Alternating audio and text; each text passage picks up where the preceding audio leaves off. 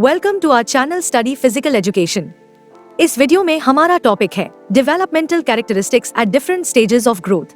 Growth के अलग अलग स्टेजेस पर इंडिविजुअल्स की डेवलपमेंटल कैरेक्टरिस्टिक्स अलग अलग होती हैं। यह समझना जरूरी है कि ये कैरेक्टरिस्टिक्स जनरल गाइडलाइंस होती है। हर व्यक्ति का डेवलपमेंट एग्जैक्टली सेम नहीं होता। जेनेटिक्स, एनवायरनमेंट, कल्चर और पर्सनल एक्सपीरियंसेस जैसे फैक्टर्स हर स्टेज में डेवलपमेंट की स्पीड और नेचर को इन्फ्लुएंस करते हैं। इसके अलावा डेवलपमेंट एक कंटिन्यूअस प्रोसेस है। इसका मतलब यह है कि अर्ली स्टेजेस की कुछ कैरेक्टरिस्टिक्स आगे आने वाले स्टेजेस में भी इंडिविजुअल को इन्फ्लुएंस करती रहती हैं। अब हम ग्रोथ के डिफरेंट स्टेजेस और उनकी कॉमनली ऑब्जर्व्ड कुछ जनरल कैरेक्टरिस्टिक्स को समझते हैं। ग्रोथ की पहली स्टेज को इन्फेंसी कहते हैं, जो कि 0 से 2 साल के बच्चों के लिए होती है। इन्फेंसी स्टेज में बच्चे का फिजिकल ग्रोथ बहुत रैपिड होता है। इस पीरियड में वेट और लेंथ में काफी सिग्निफिकेंट इंक्रीज देखने को मिलता है। इस स्टेज पर बेसिक मोटर स्किल्स डेवलप होने लगती हैं, जैसे रोलिंग ओवर करना, क्राउलिंग करना, खड़ा होना और धीरे धीरे वॉकिंग करना।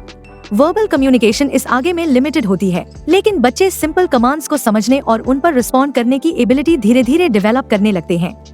बच्चे अपने एनवायरनमेंट को सेंसरी एक्सपीरियंसेस के थ्रू एक्सप्लोर करते हैं, जैसे चीजों को छूना, पकड़ना और ऑब्जेक्ट्स के साथ प्ले करना। इस स्टेज में बच्चा अपनी बेसिक नीड्स और सपोर्ट के लिए पूरी तरह केयरगिवर्स पर डिपेंडेंट होता है। ग्रोथ की दूसरी स्टेज को अर्ली चाइल्डहुड कहते हैं, जो 2 से 6 साल के बीच होती है।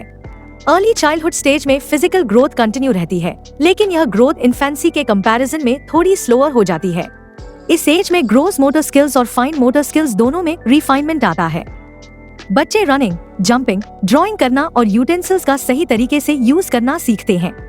वोकैब्युलरी और लैंग्वेज स्किल्स तेजी से एक्सपैंड होती है।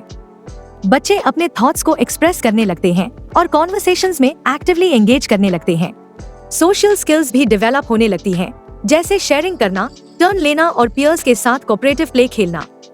इस स्टेज में कॉग्निटिव एबिलिटीज भी इमर्ज होने लगती हैं, जैसे बेसिक प्रॉब्लम सॉल्विंग, काउंटिंग करना और लेटर्स को रिकॉग्नाइज करना। ग्रोथ की थर्ड स्टेज को लेटर चाइल्डहुड कहते हैं, जो कि 6 से 12 साल के बीच होती है। इस स्टेज में फिजिकल ग्रोथ स्टेडी रहती है और इस एज में मोटर स्किल्स और कोऑर्डिनेशन को रिफाइन करने पर ज्यादा फोकस होता है। इस पीरियड में बच्चे ज्यादा कॉम्प्लेक्स कॉग्निटिव स्किल्स एक्वायर करते हैं, जैसे लॉजिकल रीजनिंग, रीडिंग कॉम्प्रिहेंशन और basic mathematical operations. Daily activities में इंडिपेंडेंस बढ़ने लगती है। बच्चे सेल्फ केयर, ऑर्गेनाइजेशन और डिसीजन मेकिंग जैसे टास्क खुद करने लगते हैं।